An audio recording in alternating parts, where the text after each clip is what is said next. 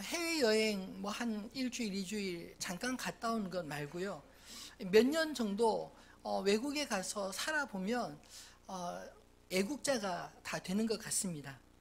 저도 미국에 한 3년 정도 살다 왔는데 처음에는 흥분되고 좋았던 시간들이 가면 갈수록 우리나라 땅을 떠나서 낯선 외국에 사는 게 고단하구나, 이런 생각이 들었습니다.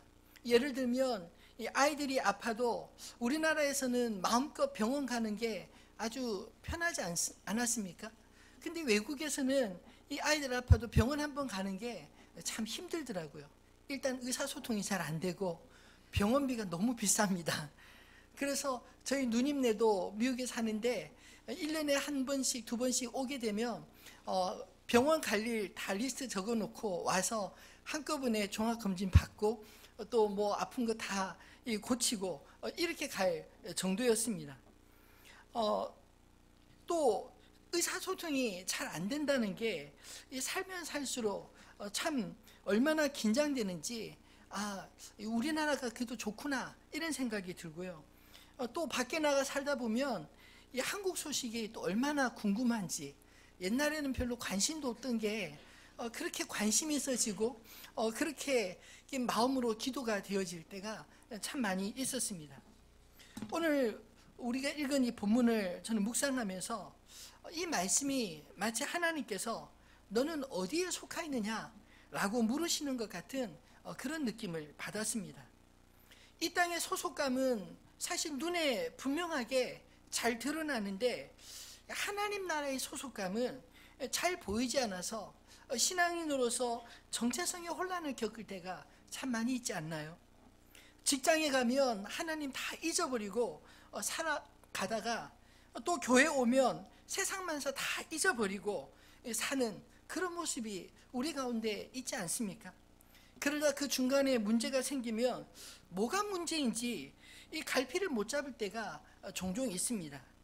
내가 뭘 잘못해서 이런 일이 생긴 것인지, 그것이 사람에게 잘못했는지 하나님 앞에 잘못 살았는지 헷갈릴 때 참 많이 있지 않나요? 오늘 우리가 읽은 말씀이 딱 그런 내용입니다. 6절 말씀에 보면 나 여호와는 변하지 아니하나니 그러므로 야곱의 자손들아 너희가 소멸되지 아니하느니라.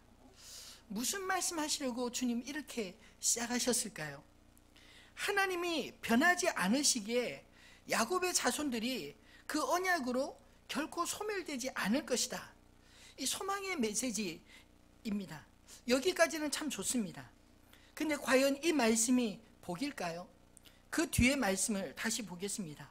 7절에 보면 만군의 여호와가 이르노라 너희 조상들의 날로부터 너희가 나의 규례를 떠나 지키지 아니하였도다.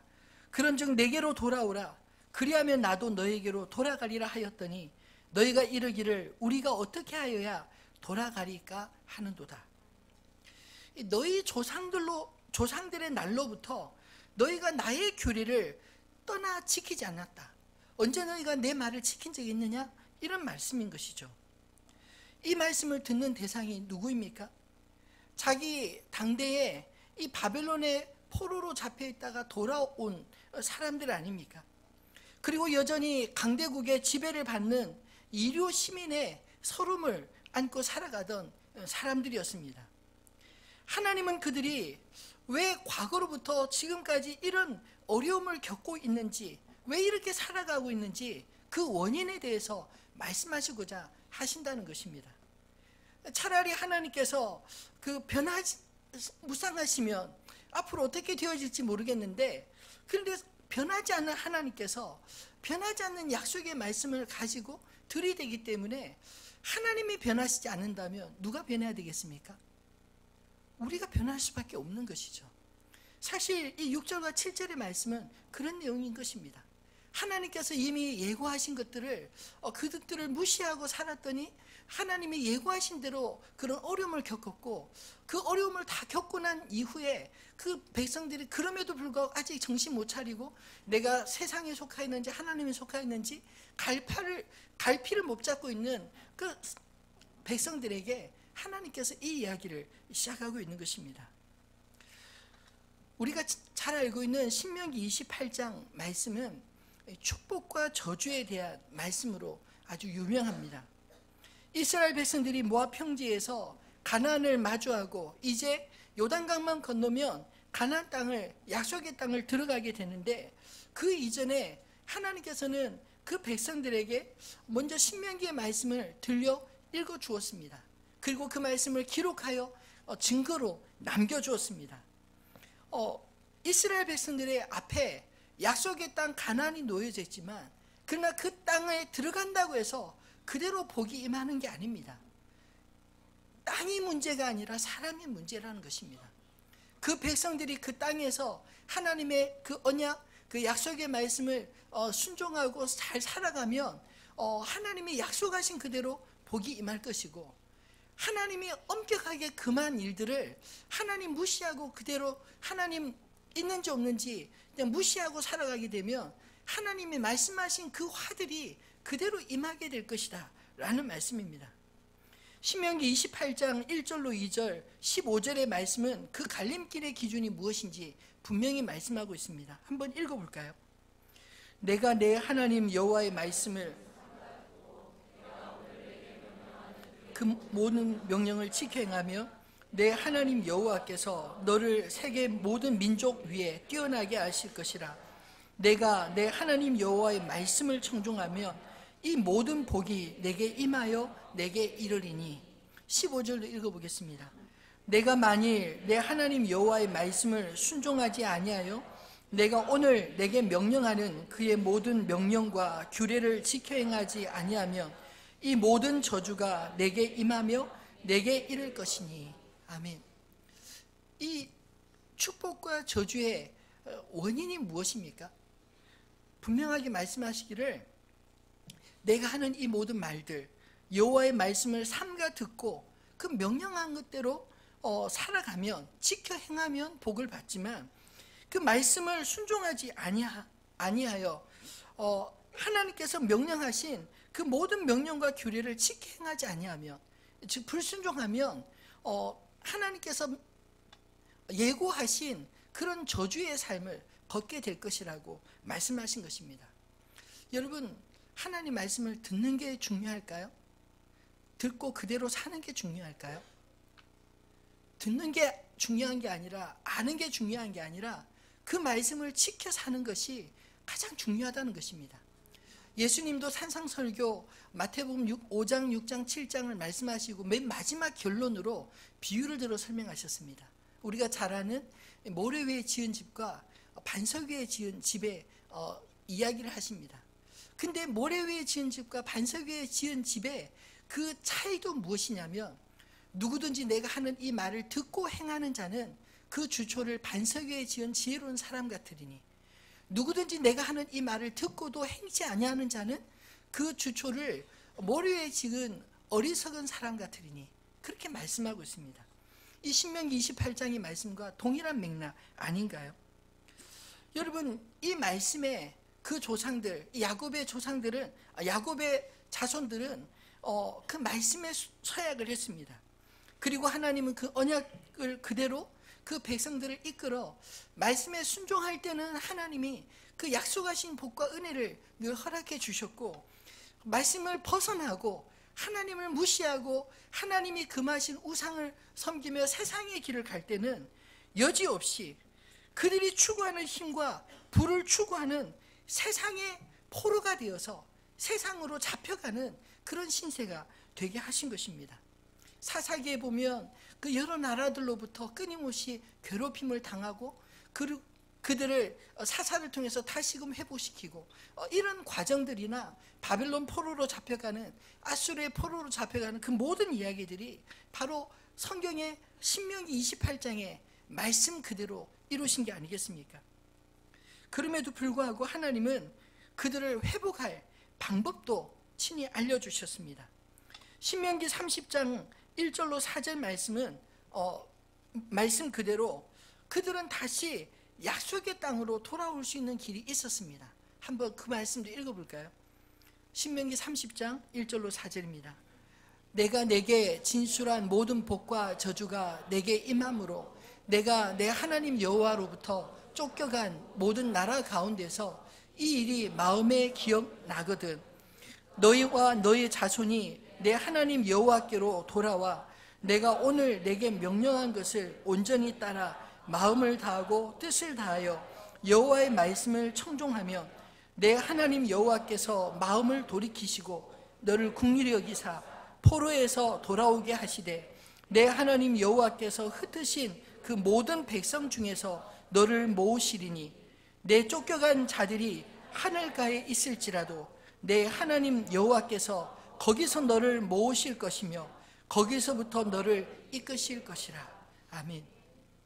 여러분, 이 말씀이 방금 이 말씀을 이 말라기서 말씀을 듣는 그 백성들에게 그대로 임하신 응답된 게 아니십니까? 그래서 6절에 나 여호와는 변하지 아니하나니 그러므로 야곱의 자손들아 너희가 소멸되지 아니하느니라, 이렇게 말씀하실 수 있는 것입니다. 그러나 그들이 그 과거의 길을 쭉 추억해 볼 때 그들이 축복의 길을 걸었는지 저주의 길을 걸었는지 그것을 분명하게 알 수 있는 것 아닐까요?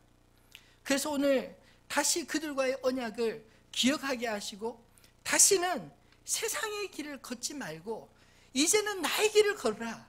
그래서 귀한 명령, 내게로 돌아오라, 그렇게 명령하고 계신 것입니다. 그러면 어떻게 해야 하나님께로 돌아갈 수 있을까요? 오늘 이스라엘 백성들의 질문 아닙니까? 우리가 어떻게 해야 돌아가리까? 근데 그 방법을 제시한 것이 11조와 봉헌물을 떼어먹지 말라, 그렇게 말씀하셨습니다. 왠지 어색해 보이고 부담스러운 이 명령의 의미를 우리는 어떻게 해석해야 할까요? 이 11조와 봉헌물이라는 것은 하나님 앞에 구별하여 드린 예물들을 의미합니다. 이것을 하나님께 드리지 않는 것을 하나님 편에서는 이 도둑질이라고 규정하는 것, 이것을 우리가 어떻게 해석해야 할까요? 하나님은 영이신데 뭐가 아쉬워서 이토록 헌금을 강조하실까요? 하나님이 가난하셔서 우리에게 헌금을 구걸하시는 것입니까? 저는 하나님께 우리 교회를 개척하면서 개척 초기부터 지금까지 약속을 성도들과도 약속하고 제 자신에게도 늘 이런 다짐을 합니다. 헌금을 강요하지 말자. 왜냐하면 오늘 말라기서에서도 말씀하시는 것처럼 하나님은 우리의 중심의 예물을 원하시지 마지못해서나 억지로 형식적으로 드리는 그런 예물들은 하나님이 결코 기뻐하지 않으신다 말씀하고 있기 때문입니다. 예배에 있어서 우리가 주님 앞에 나아갈 가장 중요한 그 마음의 표현이 무엇이겠습니까? 여러분, 하나님 앞에 가져오는 헌물들이 그것이 하나님 앞에 우리의 마음을 표현할 수 있는 그런 것 아닐까요? 그 표현이 마치 교회의 필요를 위해 교회 일을 하니 헌금하십시오, 이거 하니 헌금하십시오, 이런 식으로 강요한다면 그것 자체가 내가 섬기는 하나님을 욕되게 만드는 것처럼, 마치 하나님이 우리가 고백할 때는 그분은 전능하신 하나님이시고 모든 만물을 창조하신 창조주이시고 우리의 생사 화복을 주관하시는 분이시다, 이렇게 말하면서도 정작 하나님은 너무나 궁색하고 너무나 핍절해 보이는 것 같이 그렇게 표현하는 것이 되어서 저는 그것을 헌금은 결코 강요되어서는 안 된다라고 믿습니다. 오늘 이 본문의 말씀도 저는 말라기서의 이 말씀이 헌금에 대한 강요라기보다 순수한 예배에 대한 회복을 명하시는 것이라고 믿습니다. 평상시는 헌금에 대한 이야기를 안 하지만 오늘 본문에 있으니까 저 의미들을 깊이 헤아리기 위해서 하나하나 좀 정리를 해 나가도록 하겠습니다. 혹시라도 우리가 하나님 앞에 오늘 이 백성들이 우리가 언제 하나님의 것을 도둑질하였습니까? 우리는 전혀 생각지도 못했는데 하나님 편에서 그렇게 보신다면 참 기가 막힌 일 아닐까요? 혹시라도 우리가 하나님 앞에서 인지하지 못하는 죄가 쌓이지 않기를 주님의 이름으로 축원합니다. 오늘 11조와 봉헌물을 강조하는 가장 중요한 이유는 첫 번째로 그것이 하나님을 나의 주인으로 고백하는 내 삶의 고백이 되기 때문입니다. 이 11조와 봉헌물은 나와 하나님과의 관계를 내가 선택할 수 있는 내 삶의 일부로 볼 것이냐, 아니면 전부이신 하나님 안에서 나를 그의 일부로 맡길 것이냐, 이것을 규정하는 굉장히 중요한 의미를 갖기 때문입니다. 여러분, 하나님을 내 삶의 일부로 본다면 하나님은 언제든지 내가 조정할 수 있는 대상이 아닌가요? 내 편리에 따라 내 기분대로, 내 마음대로 교회 오고 싶으면 오고 말고 싶으면 말고, 성경을 읽어도 내가 읽고 싶은 부분만 읽고 읽고 싶지 않으면 덮어버리고, 설교를 들어도 내 마음에 유익한 거는 듣고 내 마음에 조금이라도 거슬린 거 있으면 비판하고 듣지 않고, 이런 모든 것들이 가능하지 않을까요? 그러나 하나님을 내 삶의 전부로 본다면 하나님이 나를 조정하시는 분이심을 인정할 수 있는 것입니다. 이것이 왜 중요할까요? 내 인생의 주인이 나이냐, 내 인생의 주인이 하나님이시냐를 규정하는 문제이기 때문입니다. 여러분, 우리가 기도할 때 이런 생각 해보신 적 있나요? 저는 그런 생각 해본 적이 있습니다. 열심히 기도하다가 문득 이런 생각이 들더라고요. 근데 내가 이렇게 기도하는데 하나님 마냥, 제천아, 네가 구한 거 내가 왜 들어줘야 되지? 이렇게 마냥 물으신다면 뭐라고 대답해야 할까요? 제가 가끔 우리 아이들이 아빠 이거 해줘 저거 해줘 하면 가끔 제가 그렇게 되묻습니다. 근데 내가 왜 해줘야 되는데? 라고 묻습니다. 왜 해줘야 되나요? 해줘야 될 이유가 분명하게 있어야 되지 않겠습니까? 여러분, 앞에서 우리가 말라기에서 말씀을 볼 때 너희가 나를 아버지라고 한다면 그 아버지로서의 공경함이 있느냐?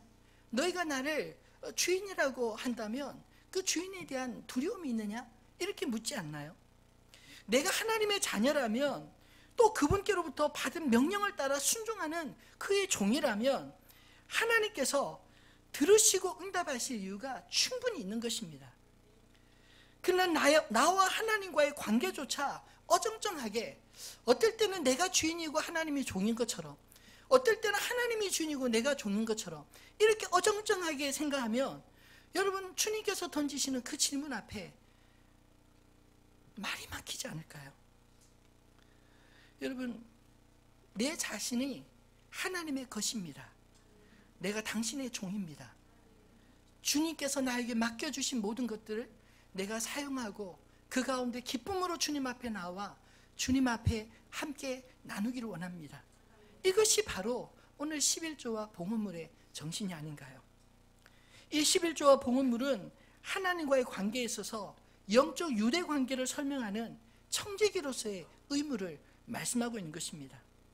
10절로 11절 말씀은 청지기로서의 그 직무를 회복하게 될 때 하나님께서 그들에게 사명을 감당할 복을 주시겠다는 그런 약속의 말씀입니다. 한번 같이 읽어볼까요? 만군의 여호와가 이르노라, 너희의 온전한 11조를 그것으로 나를 시험하여 내가 하늘 문을 열고 너희에게 복을 쌓을 것이 없도록 붙지 아니하나 보라. 만군의 여호와가 이르노라, 내가 너희를 위하여 메뚜기를 금하여 너희 토지 소산을 먹어 없애지 못하게 하며 너희 밭에 포도나무 열매가 기한 전에 떨어지지 않게 하리니. 아멘. 여러분, 이 말씀을 오해하지 마십시오. 내가 11조를 하면 하나님이 얼마나 나에게 복을 많이 주시나, 이런 것만 생각하면 곤란합니다. 하나님의 것을 하나님께 드리는 것은 마땅하다는 그런 태도와 신앙 고백으로 드려질 때, 하나님은 내가 하나님의 것이니까, 나를 통해서 하나님이 하실 일이 있으니까, 하나님이 이 세상에 하나님을 알지 못하는 수많은 사람들에게 하나님 자신을 증거할 수 있는 그런 도구로서 우리를 사용하실 필요가 있으시니까, 하나님이 우리에게 하나님이 요구하는 것들을 기쁨으로 응답하시고, 또 우리가 하는 모든 일에 하나님이 축복하시는 존재가 어떤 것인지를 우리로 알 뿐만 아니라 우리를 통해 세상이 알 수 있도록 그렇게 복을 주시지 않겠습니까? 여러분, 이스라엘을 하나님이 택하신 이유는 단지 이스라엘만을 축복하시기 위해서 택한 것이 절대로 아닙니다. 구약 성경에서 이스라엘 백성들이 악의 길을 간 이유는 그들이 착각했기 때문입니다.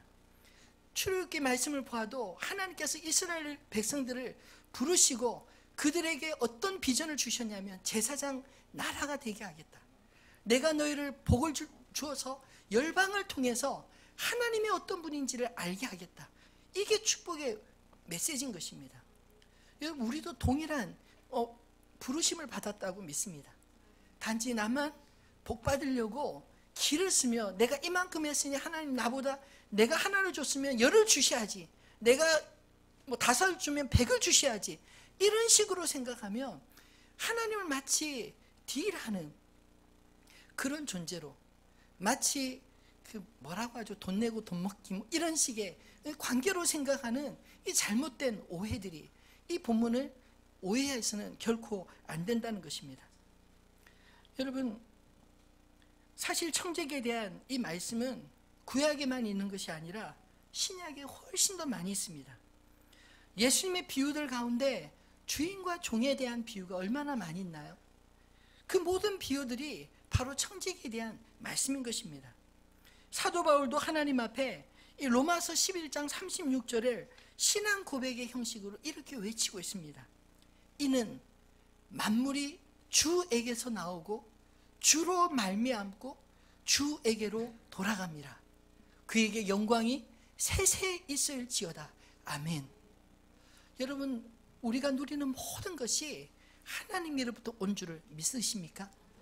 우리가 살아가고 있는 이 모든 것들이 하나님께로 말미암는 줄을 믿으십니까? 그리고 우리의 모든 삶, 우리가 누리는 모든 것까지 궁극적으로 하나님께로 갈 것임을 믿습니까?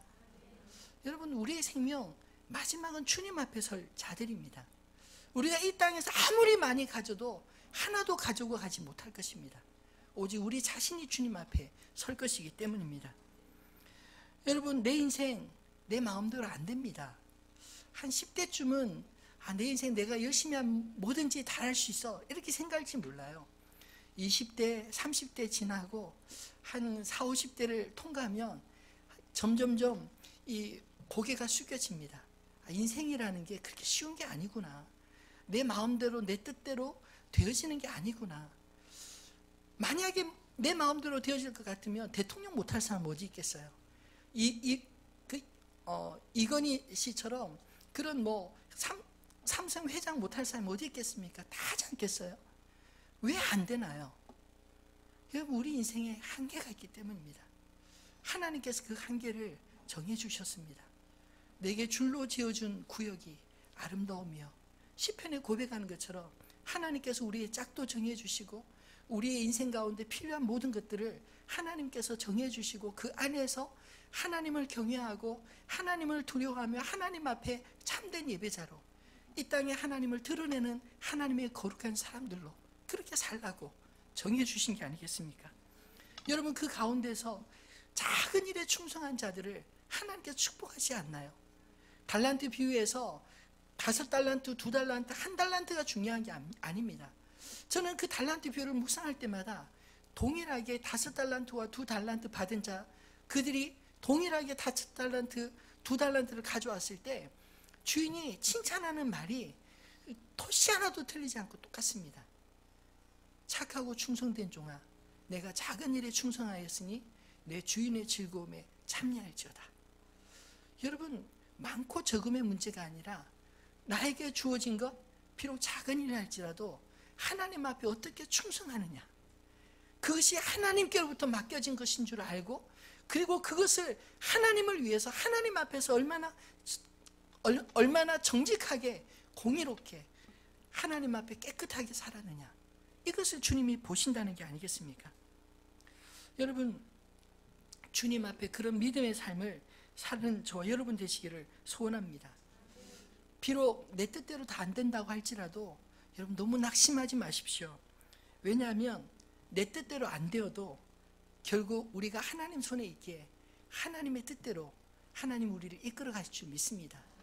순풍에 돛달듯 하나님의 뜻대로 잘 사면 좀 빨리 가기도 하고요, 때로는 굽이 돌아 정신 못 차리고 하나님의 사람인데 세상 길 쫓아가다 보면 굽이 돌아 결국은 두 손 들고 주님 앞에 나오도록 주님이 만드시는 하나님의 손길이 있지 않나요? 그래서 저는 믿습니다. 우리가 알거니와 하나님을 사랑하는 자, 곧 그의 뜻대로 부르심을 입은 자들에게는 모든 것이 합력하여 선을 이룬다는 것을. 여러분 너무 두려워하지 마십시오. 다만 하나님의 종으로서 하나님의 자녀답게 어떻게 살 것인가, 이것을 우리가 우리의 신앙 고백으로, 우리의 삶으로, 우리의 예배로 드려야 되지 않을까요? 그럼에도 불구하고 우리 안에 여전히 갈등이 있는 것은 우리가 하나님의 자녀, 그의 백성이며 종일지라도 우리는 이 땅의 시민으로서도 살아야 하기 때문입니다. 어떨 때는 이게 좀 더 힘들게 느껴지지 않나요? 마치 이중 국적을 가진 자처럼 여기서의 의무, 저기서의 의무 둘 다 감당하느라 버겁게 느껴지시지는 않나요? 어떨 때는 여기도 속하지 않은 것 같고 저기도 속하지 않은 것 같은 어정쩡한 말입니다. 예수님 시절에도 그렇게 생각하는 사람들이 많았던 것 같습니다. 한 사람이 예수님께 나와서 이렇게 질문하였습니다. 물론 이 뉘앙스는 그 당시 세상인 이 로마로에게로 우리가 세금을 바쳐야 되냐 말아야 되냐 상당히 정치적인 그런 질문이었지만, 그럼에도 불구하고 주님은 이 질문에서 우리 그리스도인들에게 이 세상과 하나님 나라 사이에 균형을 어떻게 잡고 살아야 하는지 분명하게 기준을 주셨다고 믿습니다. 마가복음 12장 14절로 17절 말씀인데 한번 같이 읽어볼까요? 와서 이르되 선생님이여,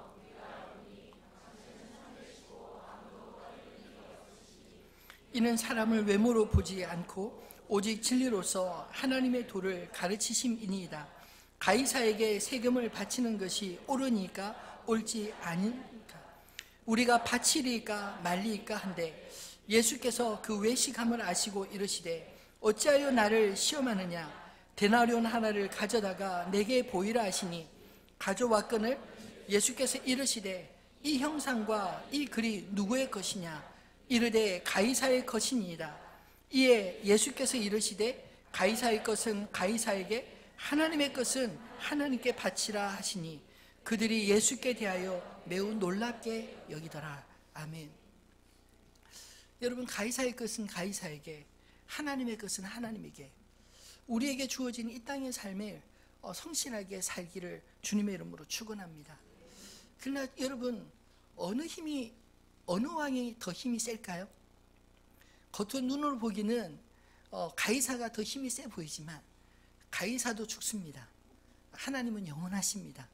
하나님의 약속은 변치 않으십니다. 그래서 우리가 결코 소멸되지 않을 것이라고 성경이 말씀하고 있지 않습니까? 바라기는 하나님의 거룩한 백성으로서 이 땅에서 주님을 높이고 이 땅의 진정한 주인이시며 왕이신 하나님의 축복의 통로로 쓰임받는 저와 여러분 되시기를 주님의 이름으로 축원합니다. 두 번째로, 왜 이토록 11조와 봉헌물을 강조하고 있을까요? 그것은 어제 그제 말씀 우리가 계속 살펴본 것처럼 여호와의 식탁에 참여하는 특권을 우리에게 주시기 위함이라는 것입니다. 말라기서는 유난히 여호와의 식탁, 봉헌물에 대한 이야기가 참 많이 나오지 않습니까? 왜 이 이야기들이 계속 반복될까요? 깨어진 관계를 회복하시기 위해 먹는 문제, 예물의 문제를 언급하고 있는 것입니다. 하나님께서 뭐가 아쉬워서 요구하시는 게 아닙니다. 앞서 읽었던 말라기 말씀 속에 하나님 앞에 가져온 예물이라고 다 받지 않으신다 말씀하지 않나요? 말라기 1장 10절로 13절 아마 잊으셨을지 모를 것 같아서 한번 다시 읽어보겠습니다. 만군의 여호와가 이르노라, 너희가 내 제단을 위해 헛되이 불사르지 못하게 하기 위하여 너희 중에 성전 문을 닫을 자가 있었으면 좋겠도다. 내가 너희를 기뻐하지 아니하며 너희가 손으로 드리는 것을 받지도 아니하리라. 만군의 여호와가 이르노라, 해 뜨는 곳에서부터 해 지는 곳까지의 이방 민족 중에서 내 이름이 크게 될 것이라. 각처에서 내 이름을 위하여 분향하며 깨끗한 제물을 드리리니 이는 내 이름이 이방 민족 중에서 크게 될 것임이니라. 그러나 너희는 말하기를 여호와의 식탁은 더러워졌고 그 위에 있는 과일 곧 먹을 것은 경멸히 여길 것이라 하여 내 이름을 더럽히는도다. 만군의 여호와가 이르노라, 너희가 또 말하기를 이 일이 얼마나 번거로운가 하며 코 웃음치고 훔친 물건과 저는 것 병든 것을 가져왔느니라. 너희가 이같이 봉헌물을 가져오니 내가 그것을 너희 손에서 받겠느냐? 이는 여호와의 말이니라. 아멘. 여러분, 하나님이 속으시는 분이 아니라는 겁니다. 하나님이 11조와 봉헌물을 가져오라 하시는 것은 그냥 대충 마지못해서 혹은 눈 가리고 아웅식으로 속이는 그런 재물을 의미하는 게 아닙니다. 하나님과의 진정한 식탁 교제를 위해, 하나님과의 진정한 교제 회복을 위해서 진심으로 너의 마음으로 그렇게 나에게 오라, 이런 말씀 아닌가요? 어제 우리가 나눈 말씀처럼 하나님은 우리의 손에 예물을 받는 것을 축복이라 말씀하셨습니다. 기쁨이라 말씀하셨습니다. 말라기 3장 3절로 4절 말씀입니다. 그가 은을 연단하여 깨끗하게 하는 자같이 앉아서 레위 자손을 깨끗하게 하되 금, 은같이 그들을 연단하리니 그들이 공의로운 재물을 나 여호와께 바칠 것이라. 그때 유다와 예루살렘의 봉헌물이 옛날과 고대와 같이 나 여호와께 기쁨이 되려니와. 여러분, 오늘 11조의 문제, 이 봉헌물의 문제를 여러분 마치 복을 받고 못 받고 이런 문제로만 생각하지 마십시오. 하나님의 잔치에 참여하는 그런 하나님 앞에 나아가는 성도로서, 또 하나님의 자녀로서의 특권으로 인식하시면 좋겠습니다. 예전에 그 미국의 아주 유명한 갑부, 이름이 생각이 안 나네요. 빌 게이츠 말고, 네? 록펠러 말고요. 그 왜 한 끼 식사하는데 뭐 워렌 버핏, 예, 워렌 버핏. 아, 예, 제가 원고에 없었는데 갑자기 떠올라서 이 워렌 버핏과 식사 한 끼 하는데 뭐 이게 경매로 해서 어마어마한 돈을 내고 또 식사 한 끼 하는 게 그 화제가 해마다 한 번씩 하는 것 같은데 그 화제가 되고 하지 않습니까? 누구와 식사한다 하느냐, 이것은요 그 사람과 동등된다, 혹은 그 사람과 함께 어울리는 사람이다, 이런 의미가 있는 게 아닐까요? 오늘 이 말라기서에서 여호와의 식탁 이야기를 언급하시는 이유가 무엇이겠습니까? 하나님과 식탁 교제를 한다는 것은 하나님께서 우리를 그렇게 신분을 높게 여기시고 그렇게 아름답게 여기시고 그렇게 존중히 여기시겠다, 그런 의미로 우리가 해석할 수 있는 게 아닐까요? 여러분, 하나님 앞에 그런 존재로 높임 받으셨으면 좋겠습니다. 여러분, 하나님 앞에 나올 때 그런 사모함으로 주님 앞에 나오시기를 바랍니다. 하나님이 나를 알아주시고 하나님께서 나를 어여삐 보시고 귀히 보시는데, 여러분, 우리가 기도하고 뭐 응답 못 받는 게 어떻게 있을 수 있을까요? 그게 더 희한한 일이 아닐까요? 제가 저희 딸하고 차 타고 왔다 갔다 하면서 이야기를 참 많이 나누는데 언젠가 그런 이야기를 나눈 적이 있어요. 아빠가 이렇게 쭉 삶을 돌아보니까 참 내가 봐도 하나님이 왜 나를 이뻐하시는지 모르겠다, 뭐 이런 이야기를 하고, 저희 딸내미도 하나님이 왜 나를 이뻐하시는지 모르겠다, 뭐 이런 이야기를 서로 이렇게 주거니 받거니, 저희 집 부녀지간 이런 대화를 나눕니다. 뭐 이런 이야기를 이렇게 쭉 하면서 하나님께서 참 내가 생각할 때 나는 참 보잘것없는데, 내가 생각할 때 나는 너무나 부끄러운데, 내가 생각할 때 나는 참 너무나 낮은 존재라고 생각하는데, 근데 하나님 보실 때 하나님은 나를 어떻게 보실까? 왜 나에게 이런 기회를 주실까? 왜 나에게 이런 사명을 주실까? 왜 나에게 하나님이 살아오는 삶의 여정 가운데 그렇게 하나님이 간섭하시고 하나님이 이끄시는 그 은혜를 주셨나 생각해 보니까 참 몸둘 바 모를 그런 생각들이 때가 참 많이 있었습니다. 여러분, 그런 생각해 보신 적 없으신가요? 아니, 나는 하나님을 위해서 이렇게 열심히 수고하고 이렇게 하는데 왜 하나님 나한테 이렇게밖에 안 하지? 뭐 이런 식으로 생각하지 않으시나요? 여러분, 똑같은 것 같은데 너무 다르지 않나요? 하나님과의 관계로 보시면 좋겠습니다. 마치 하나님과 이해 당사자로 보시면 내가 이만큼 하면 하나님 이만큼 더 주셔야 되는 거 아니야? 이렇게 생각할지 몰라요. 근데 하나님과 나는 이해 당사자가 아닙니다. 하나님과 나는 사랑의 관계, 하나님과 나는 하나님이 주신 그 사명을 수행하도록 나를 부르시고 사명을 주셨기 때문에 그 뒤는 누가 든든하게 받쳐주신다고요? 예, 전쟁터에 군인만 내보내는 게 아닙니다. 뒤에 후방 지원을 얼마나 많이 하는지 몰라요. 해야 싸울 수 있잖아요. 하나님 우리에게 아무런 책임 아무것도 주시지 않고 너 혼자 알아서 해라. 그 결과는 군대 가면 이런 말이 있거든요. 100원짜리 하나 주고 뭐 한 10,000원어치 이거 저거 사가지고 오고 그 다음에 동전 거스러 오라고 뭐 이런 식으로 말하는 것처럼 마치 하나님이 그런 아주 나쁜 고참처럼 우리를 부리시는 분이 결코 아니라는 것입니다. 지금 당장에는 아무것도 보이지 않는 것 같아도 하나님이 시키시면 이유가 있을 겁니다. 그리고 그 일을 하면 하나님을 만날 것입니다. 왜냐하면 그 일을 통해서 나는 보이지 않고 믿음으로 순종하고 나아갔는데 그 속에서 하나님이 이미 준비하신 손길들, 하나님의 그 손길들을 경험하면서 하나님 이런 분이시구나. 왜 내가 먼저 이렇게 기쁨으로 순종하지 못했을까? 이런 생각들이 들도록 만드시는 분이 하나님이십니다. 여러분 그런 하나님을 좀 만나보셨으면 좋겠습니다.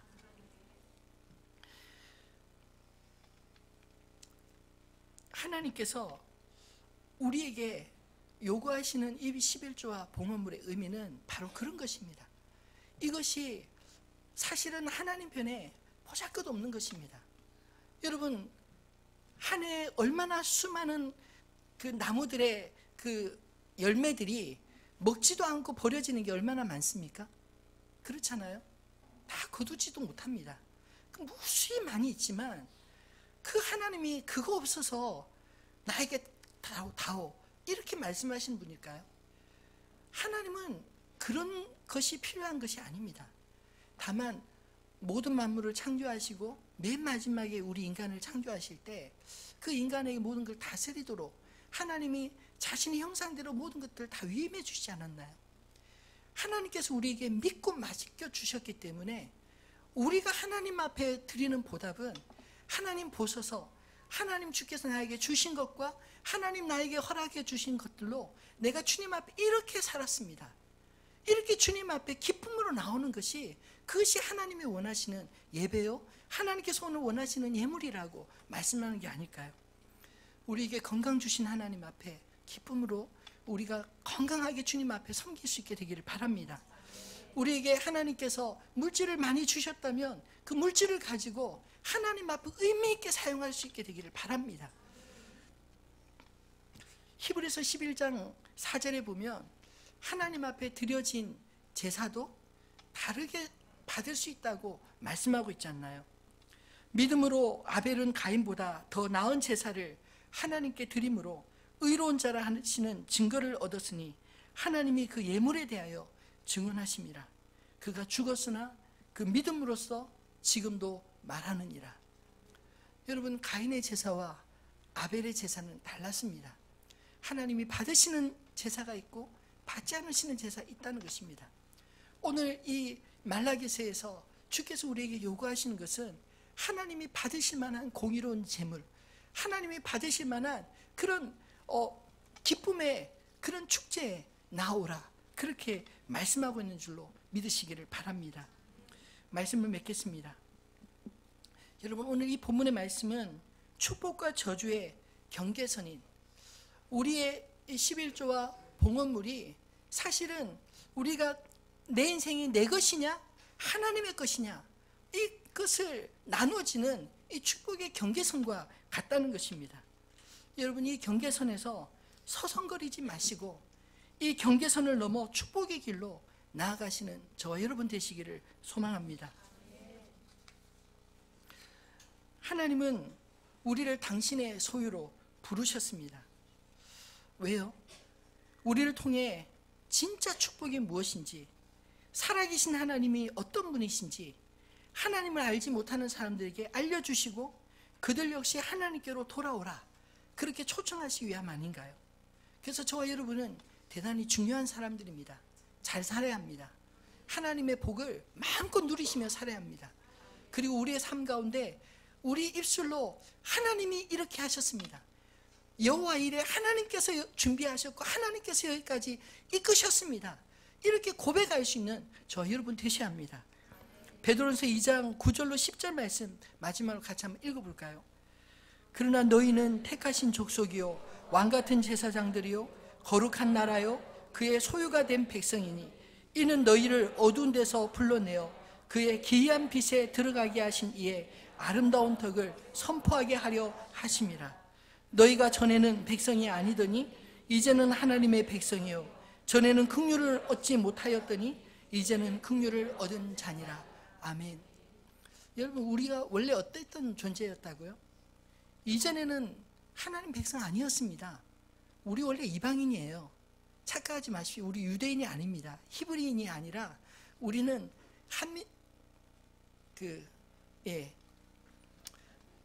한민족, 한족은 아니죠. 하여튼 한국인입니다. 여러분, 그럼에도 불구하고 우리를 하나님께서 불러주셨지 않았습니까? 말라기서에 보면 레위 지파가 그 레위 언약을 어겼을 때 하나님 뭐라고 말씀하셨죠? 너희가 더러운 이 재물을 가져온 내가 어떻게 너희를 받겠느냐? 나는 열방 중에 큰 이름을 가진 자요 큰 왕이다 라고 말씀하지 않습니까? 깨끗한 예물을 가지고 열방의 사람들이 내게로 올 것이다. 나와 함께 나의 제사에 참여하게 될 것이다. 이렇게 말씀하지 않았나요? 저 여러분이 그 반열에 든 사람들입니다. 우리가 이제는 택하신 족속이요 왕같은 제사장이요 거룩한 나라요 그의 소유가 된 백성으로 하나님의 이 놀라운 계획을 우리의 삶 가운데 축복으로 누리고 이 축복을 흘려보낼 수 있는 저와 여러분 되시기를 주님의 이름으로 축원합니다.